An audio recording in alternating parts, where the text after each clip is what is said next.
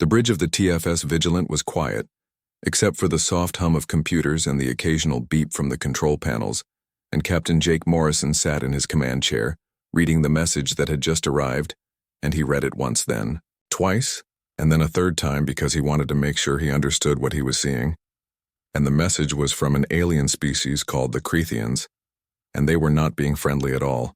and the holographic display in front of him showed an alien with 4 eyes and a body covered in hard scales like armor. And the alien's name was Ambassador Thexnar, and he spoke with a voice that the computer translated into flat, emotionless English. And the ambassador said that humans had exactly 72 hours to leave this part of space, and he said the Crethian Empire had claimed these territories for 3,000 years, and that human presence here was illegal, and an insult to galactic law, and the ambassador seemed very sure of himself, like he expected the humans to just pack up and run away. Scared, Lieutenant Amy Patterson looked up from her tactical station and raised one eyebrow, and she glanced at Captain Morrison with an expression that clearly said she thought this whole thing was ridiculous, and Morrison almost smiled, but he kept his face neutral, because he was the captain, and he had to act professional, even when aliens were making silly demands, and he said to Commander Greg Lewis to bring up the survey data they had collected last month, and Lewis tapped his console, and suddenly a 3-dimensional map appeared next to the ambassador's message, and the map showed all the work humans had done in this sector for the past 15 years, and there were markers showing where they had explored and surveyed and built mining operations and research stations, and everything was documented and legal according to galactic law. Ensign Nicole Harper, who handled communications, asked if she should write a response, and Morrison said not yet because he wanted to see how this situation would develop, and he told her to contact Admiral Chen at Fleet Command because he thought the Admiral would find this whole thing very amusing. And across the sector, the same thing was happening on other human ships because the Crethians had sent the same threatening message to every human vessel in the area,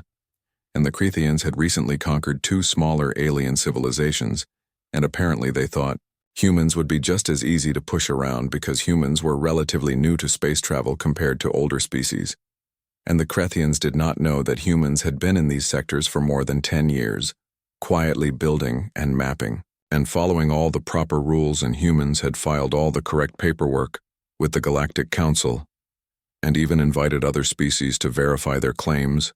and everything was legal and proper. On another ship called the TFS Defiant Captain, Helen Price read the same ultimatum, and she actually laughed out loud because the whole thing seemed so absurd, and she asked her tactical officer, Lieutenant Chris Baker, how many Crethian ships were nearby, and Baker checked his screens and said there were 15 capital ships with standard weapons that were about as powerful as the previous generation of human technology, and Price smiled when she heard previous generation, because that meant the Crethians were already behind, and she asked how many human ships could reach this area within 3 days, and Baker said 47 combat vessels plus the defense platforms that humans had secretly installed last year, and Price said the platforms were good because the Crethians did not know about them, and that would be a nice surprise. Back on the Vigilant, Admiral Susan Chen's face appeared on the main screen, and the Admiral was in her 50s with sharp gray eyes that had seen many situations like this before, and right now those eyes were sparkling with barely hidden amusement, and she said she assumed Morrison had read the Crethian demands, and Morrison said yes, all 3 pages of them, and Chen said she had received identical messages from 11 other captains in the last hour, and the Crethian High Command seemed to think humans would just leave without a fight, and Morrison asked permission to speak freely, and Chen granted it, and Morrison asked if the Crethians had any idea what they were walking into, and Chen smiled in a way that suggested trouble for the Crethians, and she said they had no idea at all, and she had been reviewing Crethian tactical doctrine, and it was very impressive if you were fighting wars 300 years ago because the Crethians relied heavily on having more ships than their enemy, and on scaring their opponents into surrendering. Morrison said the Crethians had probably never faced an opponent who actually fought back with modern weapons, and Chen agreed, and said that was exactly the problem. And she told Morrison what to do, and she said all human ships should stay where they were and continue normal operations, and if the Crethians wanted these sectors, they would have to come and take them by force. And Morrison asked what would happen when the Crethians actually showed up, And Chen said then humans would show the Krethians why challenging humanity was a very bad idea. But she also said to keep the response proportional because humans were not trying to start a major war, and they just wanted to teach a lesson about respecting other species and their legal territorial claims.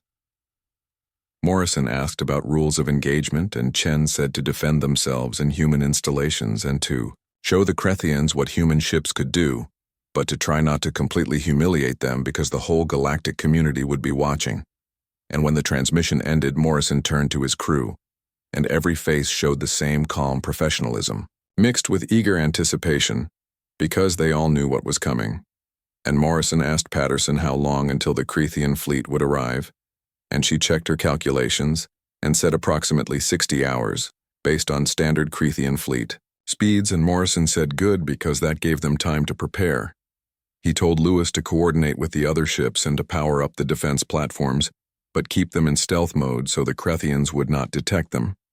And he also wanted sensor buoys deployed throughout the sector so humans would know exactly where every Krethian ship was at all times, and he asked someone to get him all available information about Krethian military psychology, because if they were going to teach the Krethians a lesson, they might as well make it memorable.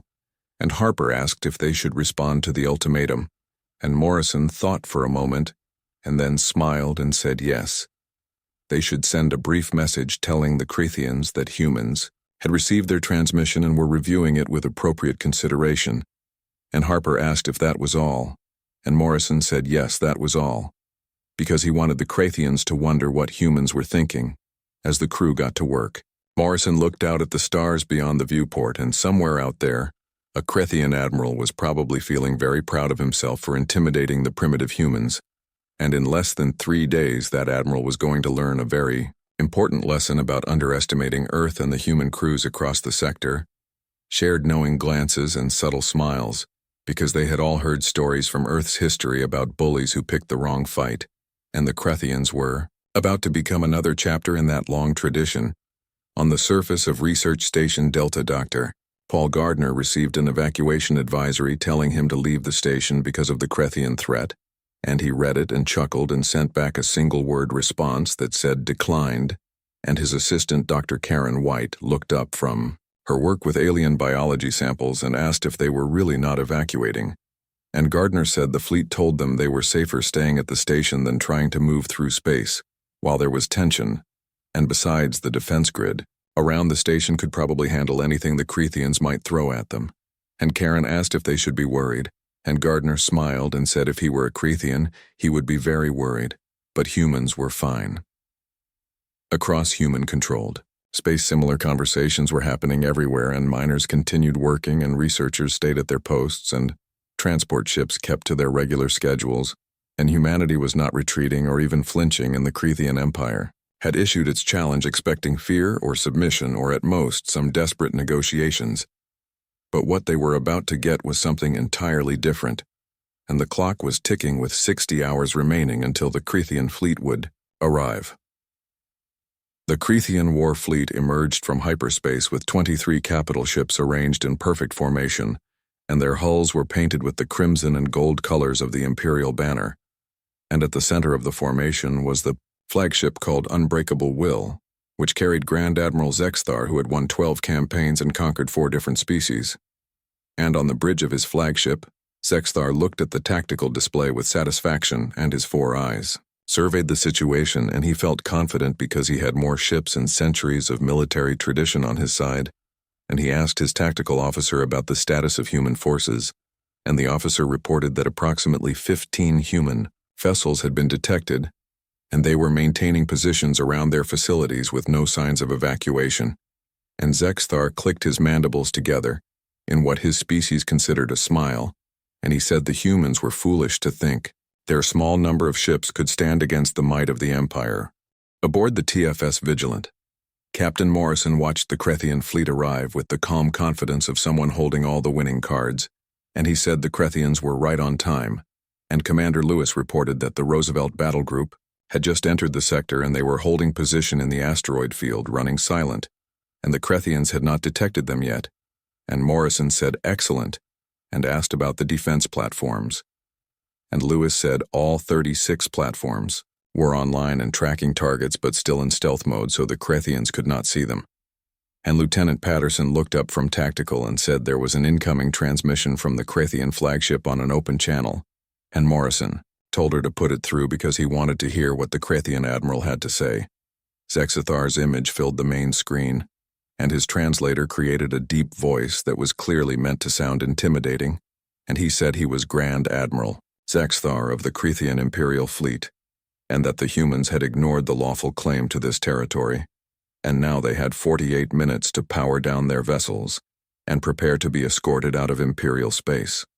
And he said failure to comply would result in immediate seizure of human ships and destruction of their installations. And Morrison glanced around his bridge and saw that Ensign Harper had her hand over her mouth, clearly trying not to laugh, and Commander Lewis was shaking his head with an amused expression. And Morrison asked his crew for their thoughts, and Patterson said the Admiral was serious, because Krethian weapons were charging, and they actually thought they were going to capture human ships. Lewis said something about the asteroid field, and how the Krethians had positioned their fleet with their backs to it, and he said that was a tactical mistake. And Patterson agreed, and said if humans were hostile, they could use that positioning against the Krethians. And Morrison nodded and told Harper to open a response channel, because they should be diplomatic about this situation. And Harper opened the channel, and Morrison spoke directly to the Krethian admiral and said that humans appreciated the concern about territorial boundaries, but human claims to this sector were properly filed with the Galactic Council and had been validated for over a decade, and humans had no intention of abandoning their legal operations or their citizens stationed here, and perhaps they could arrange a meeting to discuss this misunderstanding. Across the sector, similar polite responses came from other human captains, and each response was calm and professional and completely unbothered by the threat of overwhelming force. And on the Unbreakable, Will Zexthar's scales ruffled with agitation because the humans dared to refuse his demands, and his second officer, Commander Vexnall, said their intelligence had suggested humans were a passive species, and this response was unexpected, but Zexthar declared the humans were bluffing because no species faced the Imperial fleet without fear, and they would break soon enough, and he ordered his tactical officer to target the nearest human vessel and fire a warning shot across their bow to show the humans that the Krethians were serious.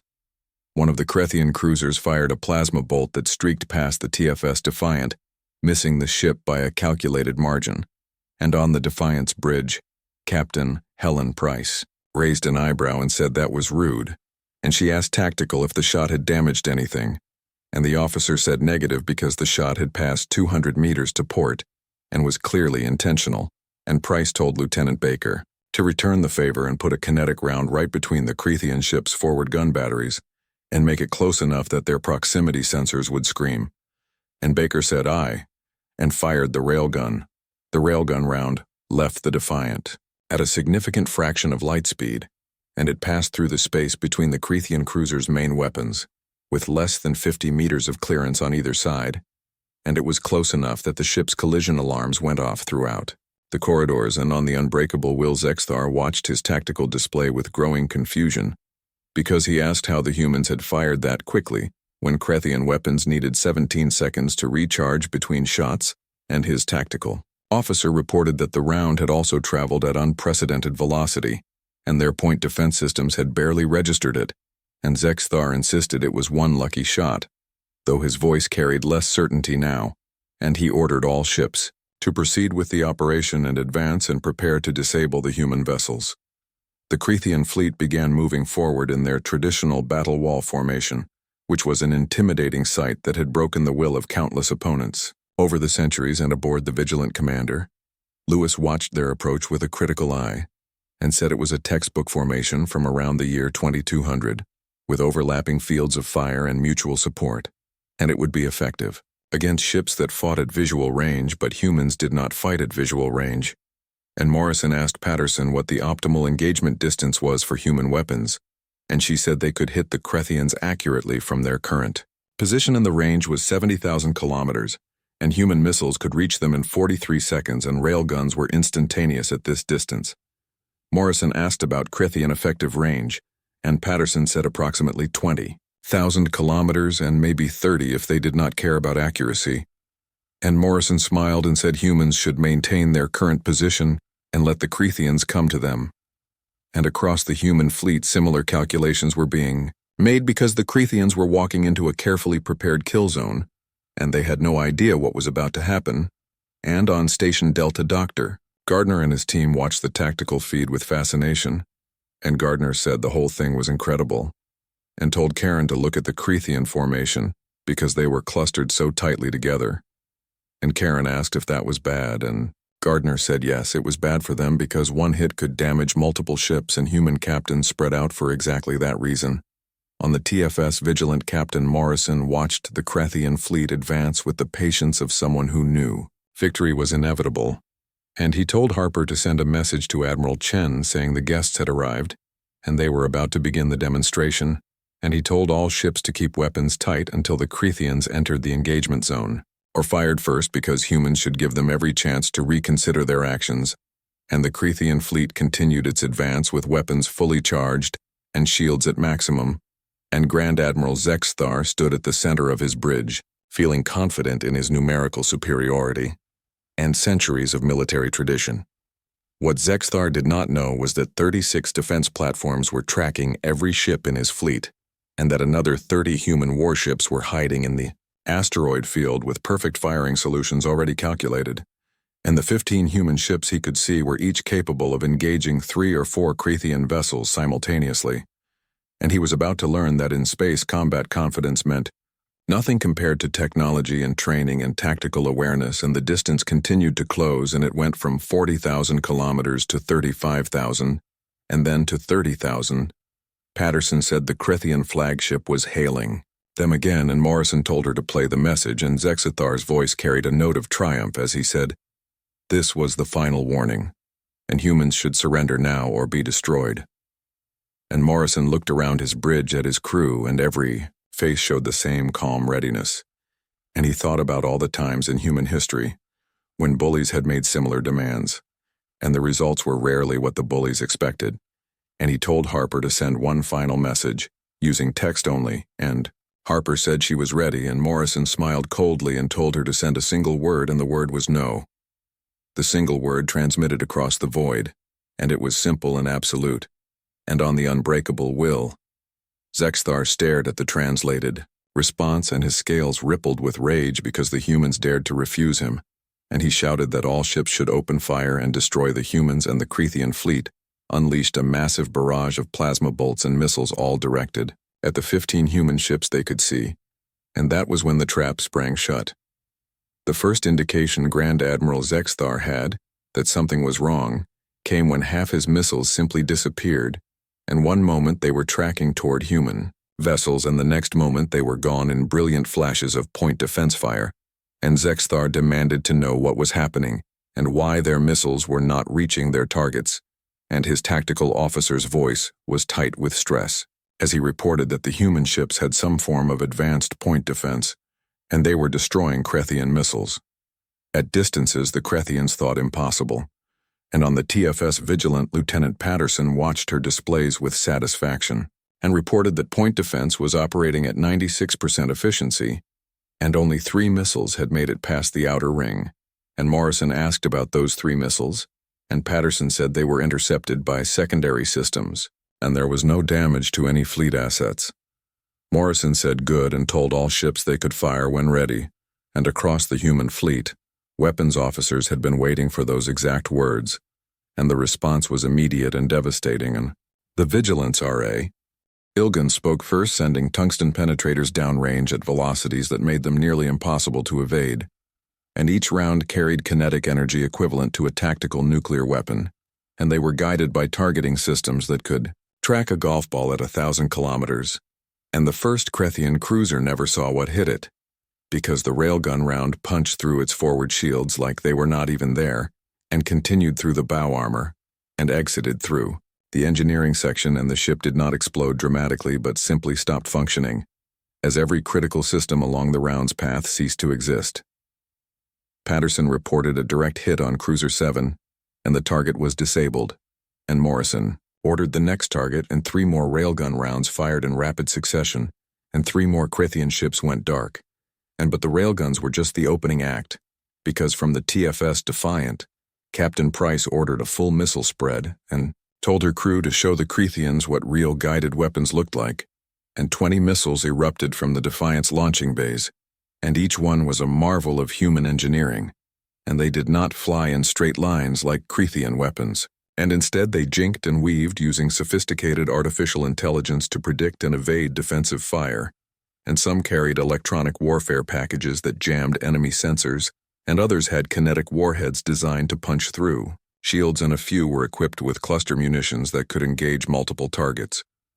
The Creathian point defense systems were designed to track slower and more predictable missiles, and they struggled to keep up, and out of 20 missiles their guns only destroyed 6, and the remaining 14 found their marks, and explosions bloomed across the Creathian formation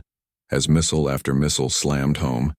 and shields flickered and failed, and armor plating buckled, and one destroyer took 3 hits in quick succession and broke apart as its reactor containment was breached. And on the unbreakable, Will alarms screamed throughout the bridge, and Zexathar gripped his command station as his ship shuddered from a near miss, and he demanded a damage report, and his officer reported that multiple ships were disabled, and they had lost 4 cruisers and 2 destroyers, and casualties were unknown. Zexathar ordered all batteries to return fire with continuous fire, and the Creathian fleet unleashed everything it had, and plasma bolts filled the space between the two forces, creating a storm of destructive energy that should have overwhelmed any opponent, and it should have. But the human ships moved like dancers, and their engines were far more responsive than Creathian designs, and they presented minimal profiles and angled their shields to deflect shots, and maintained perfect spacing to avoid hitting each other, and the few hits that connected splashed against military-grade shields that had been refined through centuries of theoretical work and decades of practical testing. And Commander Lewis reported from the Vigilant that shields were at 91%, and the plasma was less effective than they had estimated. Morrison observed that Creathian weapons were designed for close range and high volume of fire, and they had probably never fought an enemy that could engage from this distance, and he told his crew to continue firing and to target weapon systems, because they should disable the Creathian ships, not destroy them. And across the battlefield, human captains issued similar orders, because this was not about annihilation, but about demonstration, and the goal was to show the Creathians exactly how outmatched they were while minimizing casualties. But then the trap's second phase activated, and Lewis said the Roosevelt Group was requesting permission to engage, and Morrison checked his tactical display and saw that the Creathian fleet was now positioned exactly where human planners had predicted, with their retreat route blocked by the asteroid field. They had ignored. Morrison told Commander Griffin he was cleared to engage, but rules of engagement remained the same, which meant disable, don't destroy. And in the asteroid field, 30 human warships that had been running silent suddenly came to life, and their targeting systems locked onto the Creathian fleet's rear elements, and they opened fire simultaneously, and the Creathian formation, which was already reeling from the frontal assault, now found themselves caught in a crossfire, and ships that had been trying to maneuver forward to close the range suddenly had to worry about threats from behind, and Vexenal shouted on the unbreakable Will's bridge that they were surrounded, and asked where these ships had come from. And Zexathar stared at his tactical display in disbelief, because the confident fleet strength advantage he had relied on had evaporated. The humans had more ships than his intelligence had suggested, and they had better weapons and superior tactics, and had clearly been planning this engagement for some time, and Zexathar ordered his fleet to pull back and reform because they needed distance, but there was nowhere to go because the asteroids blocked their rear, and the human ships controlled every other vector, and the Creathians were trapped in a killing zone of humanity's design. And then the third surprise revealed itself, and Patterson said with surprise in her voice, despite her training, that she was detecting weapons fire from the asteroid field itself. And those were not asteroids, but defense platforms. 36 automated weapons platforms, each positioned months ago and camouflaged to blend with natural rocks, added their fire to the engagement, and their targeting was surgical as they picked off damaged Creathian ships' weapon systems with frightening precision. And on Station Delta, Dr. Gardner watched the battlefield with something approaching awe, and he told Karen to look at the targeting patterns, because the humans were not even trying to destroy the Creathian ships, and they were systematically disabling every vessel. And Karen shook her head in amazement and asked how long the fleet had been planning this, and Gardner guessed it was from the moment the Crethians started making noise about territorial claims, because the fleet did not leave things to chance. Back in the fight, Grand Admiral Zexthar faced a decision no proud warrior wanted to make, because his fleet was being methodically dismantled, and 12 ships were already disabled, floating as hulks with no weapons or propulsion, and the remaining vessels were taking fire from 3 directions and could not effectively return it, and his communication officer spoke with a trembling voice and said they were being hailed by the human fleet, and Zexthar told him to put it on screen. And Captain Morrison's face appeared and his expression was neutral, but his eyes were hard, and he said that Grand Admiral Zexthar should know this engagement could end at any time, and if the Crethians powered down their weapons and shields, the humans would cease fire, and disabled ships would be towed to a safe distance and wounded would receive medical attention, or the Crethians could continue fighting and humans would disable every ship in the fleet, and the choice was theirs. Zexthar's mandibles ground together in frustration and humiliation because every instinct screamed at him to continue the fight and to die with honor rather than surrender. But he looked at his tactical display and saw the ships under his command being systematically picked apart, and he saw the casualty reports streaming in, and he knew what he had to do, and he asked Morrison what would happen to his crew if they surrendered, and Morrison said simply that they would go home, because this did not have to be a massacre, and humans were trying to make a point, not start a war, and the word stung worse than any weapon, because the humans were not even taking this seriously, and this was not a battle to them but a teaching moment. Zexthar took a deep breath and ordered all ships to cease fire and power down weapons and shields, and across the Crethian fleet ships went dark one by one, and the sudden silence after the fury of combat was almost deafening, and on the vigilant Morrison nodded and told all ships to cease fire and ordered Lewis to organize recovery operations for disabled Crethian vessels, and told medical teams to stand by, and he looked at the view screen at the drifting Crethian ships and the intact human fleet, and told Harper to send a message to Admiral Chen saying the demonstration was successful with 0 casualties on the human side and minimal on the Crethian side, and the captain stood and gazed out at the aftermath of the shortest war in galactic history, and the Crethians had learned a hard lesson today, and the question was whether they would learn the right one. The medical bay of the TFS Vigilant was busy with activity as Terran medics worked alongside their Crethian counterparts, and the scene would have been unthinkable 6 hours ago with humans and Crethians working together to treat the wounded from the brief, brutal engagement, and Dr. Paul Gardner had been brought up from Station Delta specifically for this, because his expertise in alien biology made him invaluable for treating the more seriously wounded Crethians, and he moved between beds with his practiced eye assessing injuries while human medics followed his instructions, and he told Lieutenant Lisa Monroe, who was one of the Vigilance medical officers, that one patient had a fractured carapace segment, and it was like a broken rib for Crethians, and they needed to stabilize it before moving him. Monroe nodded as she prepared the equipment and said their anatomy was fascinating, because the redundant circulatory systems probably saved a lot of lives today. And Gardner said quietly, that was the point, because Captain Morrison was not trying to kill anyone but just disable ships, and in the ship's conference room, a very different kind of healing was underway, and Captain Morrison sat across from Grand Admiral Zexthar with Commander Lewis and Captain Price joining via holographic link, and also present, much to the Crethians' surprise, was Ambassador Marcus Webb, who was humanity's senior diplomatic representative to the Galactic Council. Zexthar looked diminished without his elaborate uniform as he sat in the plain gray ship suit the humans had provided, and his 4 eyes moved between the human officers, trying to understand these creatures who had defeated him so soundly, yet treated his wounded with such care, and he finally said he did not understand why humans had not destroyed his fleet when they had the capability, and his people would have destroyed the humans if the situation was reversed. And Ambassador Webb leaned forward with his weathered face kind but firm, and said that destruction was not the objective, because understanding was the objective. Zexthar asked what he meant by understanding, and Webb said the Admiral had come here believing humans were weak and easily intimidated, and he expected humans to run or submit, but instead he discovered humans were neither weak nor easily frightened, but more importantly, humans discovered something about the Crethian Empire, And Morrison picked up the explanation and said that Krethian tactics were centuries old, and the Admiral's formation was perfect for fighting wars against opponents who used similar technology and doctrine.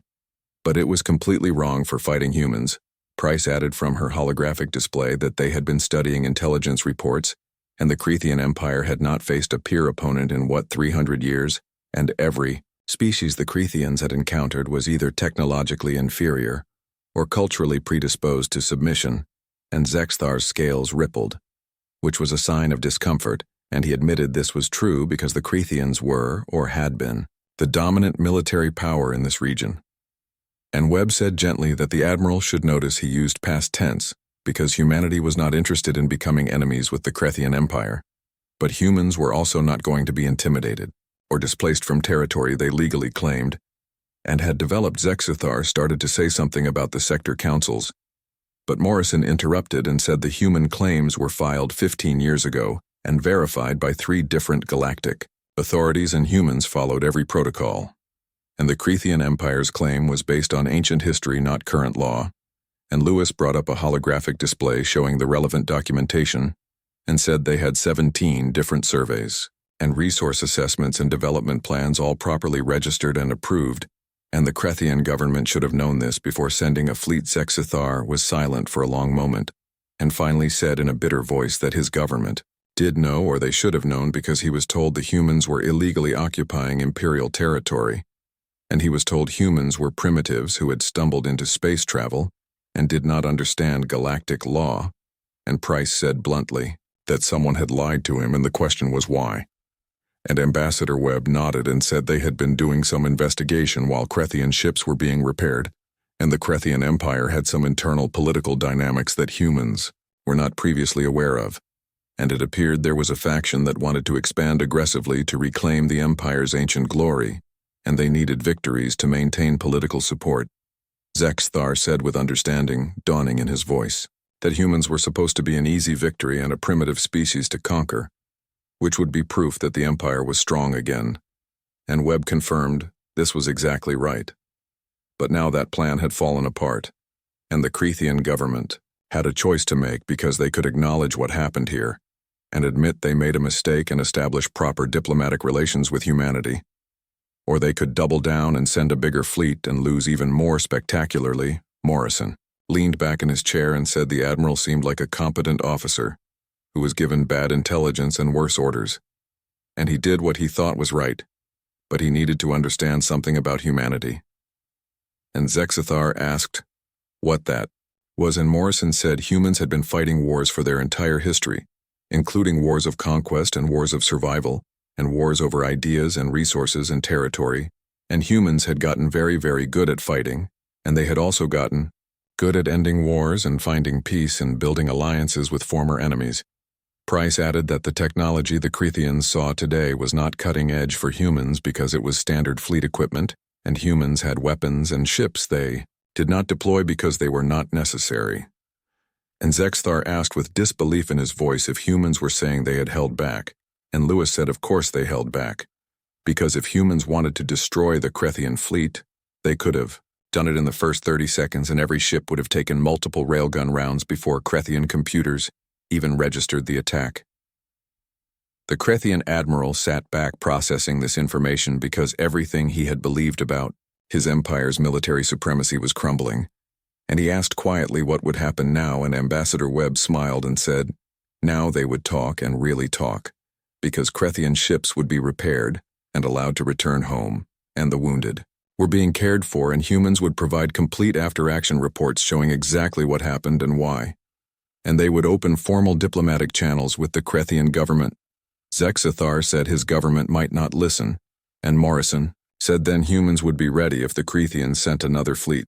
But humans were hoping the Krethian leadership was smart enough to learn from this, and Zexthar asked what would happen to him personally, because he had failed and lost ships under his command, and Price corrected him and said he had not failed because he survived an impossible situation,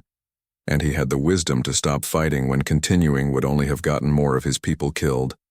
And that was not failure, but leadership in the medical bay. Dr. Gardner finished treating his last patient and found himself approached by the Krethian chief medical officer, who was a female named Thexara,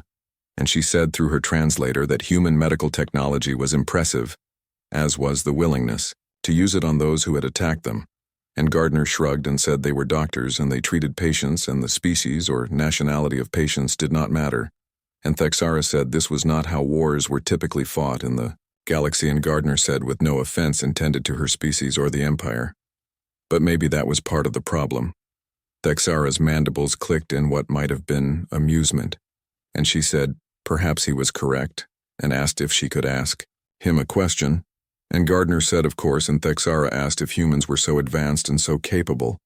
Why had they not sought to conquer others, and why were humans content with their small territories? And Gardner considered the question carefully, and said humans learned the hard way, that conquest did not bring prosperity or security, but brought resentment and resistance and endless conflict.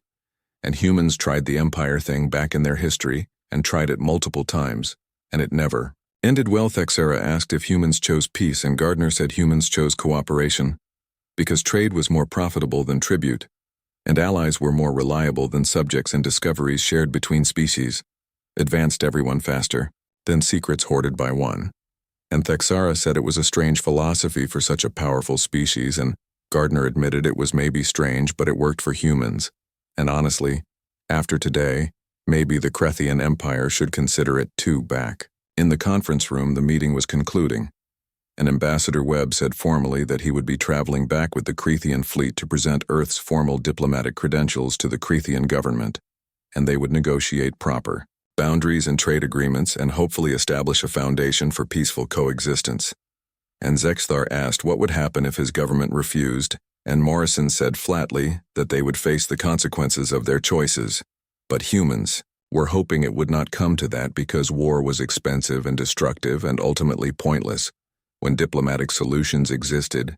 Zexthar stood and his posture straightened, and he said that he came here to conquer humans. But instead, humans had conquered his certainty, and he would report honestly to his superiors about what happened here,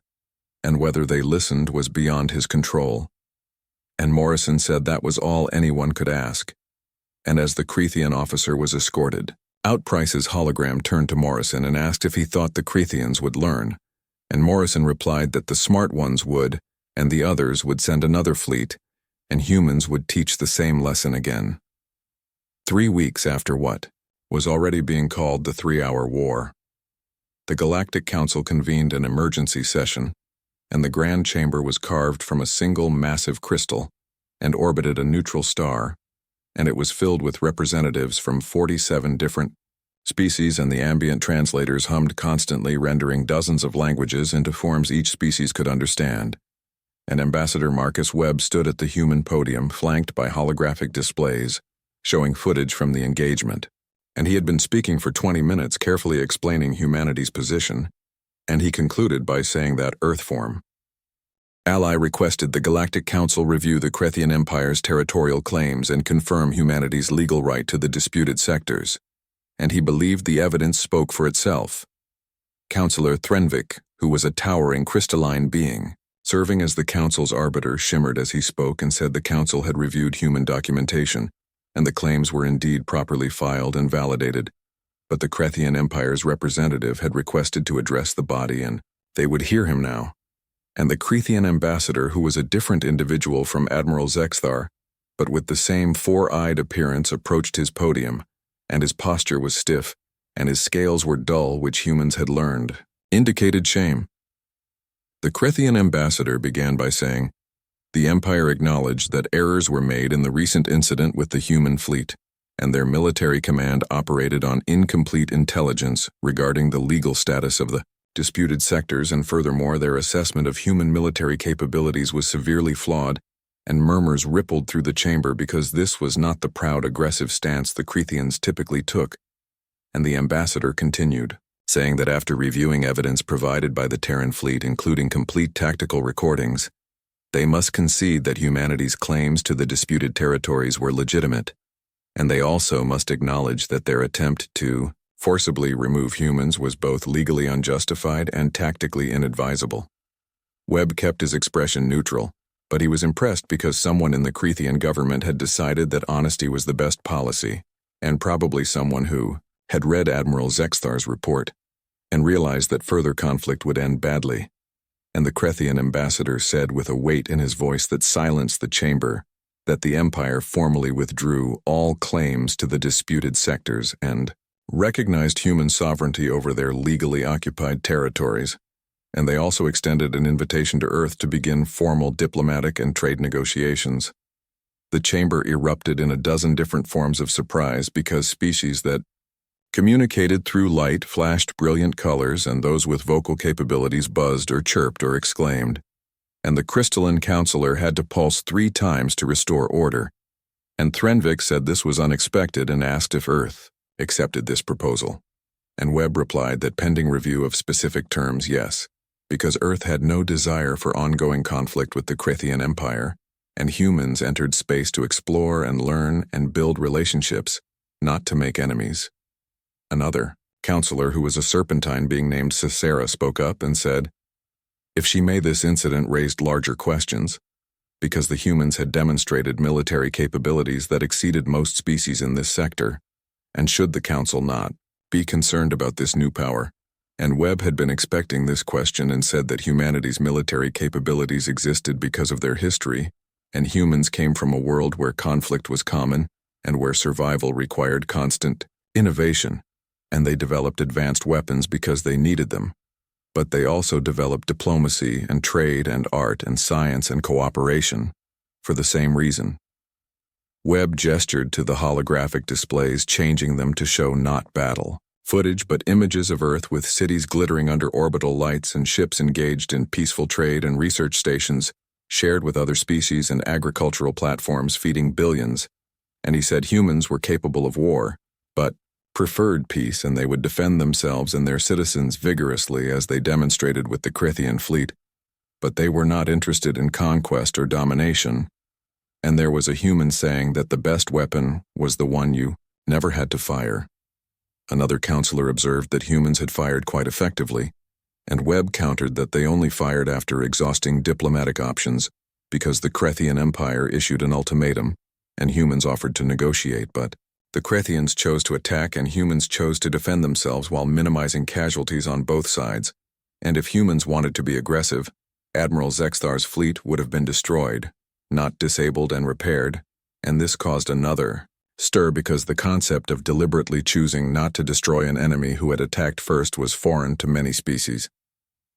Present, Counselor Threnvik pulsed thoughtfully and said the Council acknowledged humanity's restraint, but this incident had revealed a significant military disparity in this sector, and other species might feel threatened, and Webb said carefully that perhaps this was an opportunity for dialogue, because Earth was willing to share defensive technology with allied species, and humans were also willing to discuss mutual defense agreements and trade partnerships and cultural exchanges, and they wanted to be part of the galactic community, not apart from it. Meanwhile, back in human-controlled space, the incident's effects were already rippling outward, and on Station Delta, Dr. Gardner found himself hosting an unprecedented number of visitors because scientists from 6 different species had requested to visit his biology labs, and they were suddenly very interested in collaborating with the humans who had so thoroughly defeated the Krethian Empire, and a visiting researcher named Vrax from the Quillian Confederation said that human medical technology was remarkable, and the care humans provided to wounded Krethians who were their enemies spoke highly of their civilization's values. Gardner smiled as he showed Virax around the facility and said, humans had a long history of battlefield medicine, unfortunately, but yes, they believed that healing transcended conflict, and even enemies could become friends if given the chance, and Vrax said the Quillian government was very interested in establishing formal relations with humanity, particularly after seeing how humans handled the Krethian situation, and Gardner asked if it was because humans were efficient, but not cruel, and Vrax said precisely because it suggested humans were powerful but not aggressive, and that was a rare combination. Across the sector, similar conversations were happening because species that had barely acknowledged humanity's existence were suddenly requesting meetings and proposing trade agreements and suggesting collaborative research projects, and the 3-hour war had announced humanity's presence on the galactic stage in a way that decades of diplomatic overtures never could have. And aboard the TFS Vigilant, now back on routine patrol, Captain Morrison reviewed reports from across human space, and merchant ships were reporting new trade inquiries, and scientific outposts were getting collaboration requests, and the diplomatic corps was overwhelmed with meeting requests. Commander Lewis observed while reading over Morrison's shoulder that humans had become interesting, and Morrison corrected him, saying they had become useful because there was a difference, and species were reaching out because they saw humans as potential allies or trading partners, not because they were fascinated by human culture. And Lewis said that was how most alliances started, with mutual benefit before mutual understanding, and Morrison admitted that was a fair point. Lieutenant Patterson looked up from her station and said there was an incoming message from Admiral Chen requesting a real-time conference, and Morrison told her to put it through, and Admiral Chen appeared on the main screen, and Morrison could tell immediately that something significant had happened, because the Admiral's expression was carefully neutral, which was the look she wore when dealing with complicated situations, and she said the Galactic Council had made an interesting proposal requesting that Earth provide military advisors to help other species modernize their defensive capabilities. Morrison blinked in surprise and asked if they wanted humans to train potential opponents, and Chen corrected him, saying they wanted humans to help create a more balanced security environment. And the Council's logic was that if everyone had comparable defensive capabilities, there was less incentive for species like the Krethians to attempt aggressive expansion, and Morrison asked if humans were supposed to give away their tactical advantages, and Chen assured him not the cutting-edge technology, but basic doctrine and training methodologies and defensive strategies, and she told him to think of it as galactic community policing. Morrison asked if that made humans the beat cops, and Chen smiled slightly and said more like the training academy. But yes, essentially. And the question was whether Earth should accept, because it would commit significant resources and personnel, but it could also establish Earth as a key player in galactic security, and Morrison considered carefully and said if humans did this, they needed to be selective and only share with species that demonstrated genuine defensive intent, and they needed safeguards to ensure the technology and training was not misused. Chen agreed and said she was putting together a proposal and asked Morrison how he would feel about leading the initial assessment team. And Morrison asked why him and Chen said he had demonstrated both tactical excellence and diplomatic restraint. And he was also the officer who defeated the Krethian fleet without destroying it, and that made him uniquely qualified. And Morrison glanced at his crew, and Patterson gave him a subtle nod, and Lewis shrugged in a gesture that said, "Why not?" Morrison said, all right, he would do it, but he wanted Lewis and Patterson on his team, and Chen granted the request and told him to report to Earth Station 1 in 2 weeks for briefing and planning. And she said this was important because how humans handled this could shape human-galactic relations for centuries, and Morrison said no. Pressure then. And Chen smiled and said he was human, and pressure was when he did his best work. On the Krethian homeworld, Grand Admiral Zexthar stood before the Imperial High Council, making his full report, and the ornate chamber was filled with the Empire's most powerful leaders, and their attention was focused entirely on him. And he concluded by saying he must inform the Council that humans were not a species to be trifled with, and their military capabilities exceeded Krethian capabilities by a significant margin, and more importantly, their tactical doctrine and strategic thinking operated on principles the Krethians had not encountered before. The High Chancellor, who was ancient and scarred from a dozen campaigns, leaned forward and asked if the Admiral was saying this young species defeated a fleet under his command, not through luck, but through superior capability. And Zexthar said yes, through superior capability, and humans anticipated Krethian movements and neutralized their advantages and demonstrated restraint even in victory, and they were formidable but not cruel, and powerful but not aggressive. And another counselor said this was troubling, because if humanity was this powerful, they could threaten the Empire. Zexthar said firmly that he did not believe that was humanity's intention, because they defeated the Krethians to make a point, not to conquer. And Ambassador Webb was quite clear that Earth sought peaceful coexistence, not dominance. And the High Chancellor was quiet for a long moment and then said, perhaps the Empire had been wrong in its approach, and perhaps the old ways of conquest and subjugation no longer served them in this new age. And another shocked counselor asked what the High Chancellor meant, and the ancient leader said that peace could be as profitable as war, and far less costly in lives and resources.